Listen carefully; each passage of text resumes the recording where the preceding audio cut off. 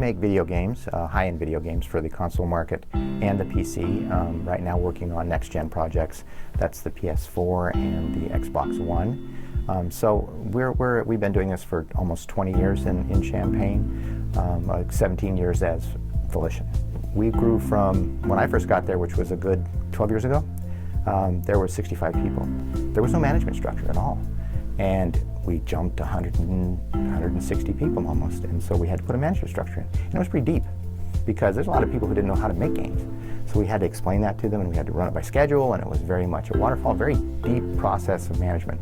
Now, I look at it and go, we've got all these experts, we've been making games for 10 years. We've got a bunch of experts, let's just stop doing the deep stuff, and we flattened everything out. And now we're going to pushing the decisions down to the experts, creating little groups of experts and letting them self-manage themselves and change the whole style. And that's just because I said I think we should do it differently now. And so some of that drives them crazy. But in the end, it's starting to show that it was probably the right thing to do, because it really gives you a sense of control and power at where it really matters, the guys who make the decisions down at the lower levels.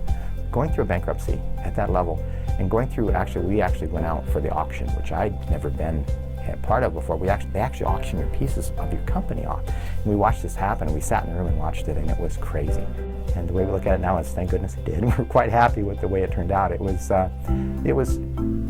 like I said, it's about focus, and the guys had to take on a brand new game and try to do this in basically a year's time, and in the midst of that, the company was bankrupt. And they did it, and they shipped on the day they said they would, and it was amazing. And it's interesting because we did not lose a person, literally did not lose a single person for almost 6 or 7 months. That it was difficult for all of us, but for the guys who didn't know whether they're going to have a job, I mean, we didn't know if we were going to exist, honestly. We didn't know. I told them, you make special games, you make special kind of games. And not very many people do that. And your last game did very, very well, so why shouldn't you be here? But you know, when you go to that auction and you realize, well, we could go away. We could go away. It was pretty interesting to watch, and the guys just stuck their nose into it and kept getting it done, and it was pretty impressive. I actually am one of those lucky people who actually gets to do what they truly love. And so, yeah, why do I go to work? It's not work.